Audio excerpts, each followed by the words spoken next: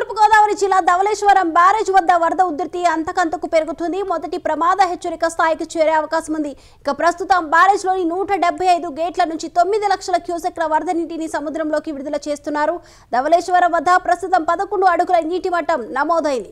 Polavaram project ఎగువ Chintur agency ముంపు మండలాల్లో 100 గ్రామాలకు రాకపోకలు నిలిచిపోయాయి. ఇక ఇదే అంశంపై మరింత సమాచారం మా ప్రతినిధి శ్రీరామ్మూర్తి అందిస్తారు.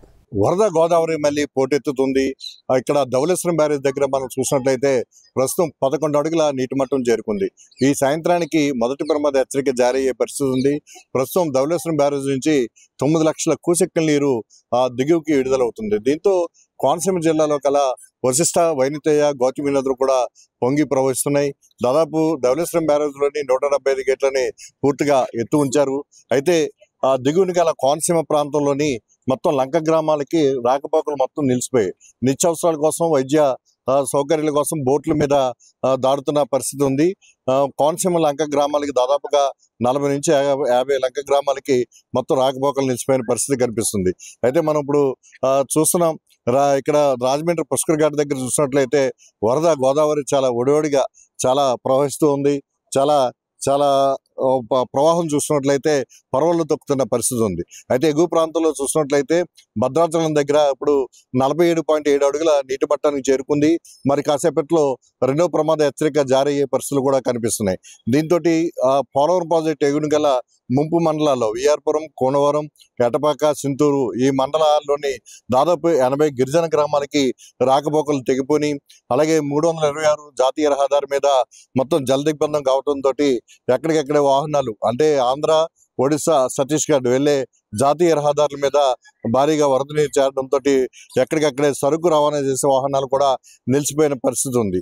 అయితే ఈ వరద గోదావరి మరింతగా పెరిగే పరిస్థితి ఉందని చెప్పేసి ఇప్పుడు ఉన్న ఫోర్కాస్ట్ బట్టి తెలుస్తుంది. కేంద్ర జల సంఘం ఇప్పటికే వరద ప్రవాహ పరిస్థితుల మీద ఇరిగేషన్ అధికారులకి సమాచారం కూడా ఇచ్చిన పరిస్థితి ఉంది. అయితే ఇక్కడ తూర్పుగోదావరి జిల్లాలో చూసినట్లయితే తూర్పుగోదావరి జిల్లా, అలాగే కోనసీమ జిల్లా, అలాగే అల్లూరు జిల్లాల కలెక్టర్లందరూ అప్రమత్తమయ్యారు.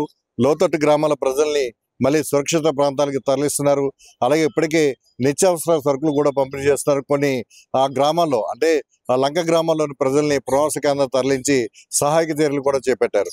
అయితే మొత్తం ఎటువంటి ప్రాణ నష్టం కాకుండా ఎలాంటి విపత్తి ఎదురైనా కానీ ప్రకృతి వైపరీత్యాలు ఇంకా పెరిగినా కానీ ఎలాంటి ఇబ్బంది లేకుండా జాగ్రత్త చర్యలు తీసుకోవాలని చెప్పి అధికార యంత్రాంగం అప్రమత్తంగా ఉండాలని ప్రభుత్వం కూడా ఆదేశాలు జారీ చేసింది.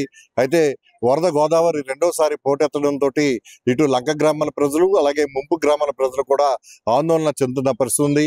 ఇప్పటికీ ఏటుకట్ల మీద చింతూరులో ఏజెన్సీలో చూసినట్లయితే ఎత్తైన ప్రదేశాల్లో, అలాగే ఏటుకట్ల మీద టెంట్లు వేసుకుని, గుడారాలు వేసుకుని ఇక్కడ నివాసం ఉంటున్న పరిస్థితి కూడా ఇక్కడ కనిపిస్తుంది. ఏదైనా వరద గోదావరికి కనుక 55 అడుగుల వరకు పెరుగుతుందని చెప్పేసి భద్రాచలం దగ్గర ఒక సమాచారం ఉంది.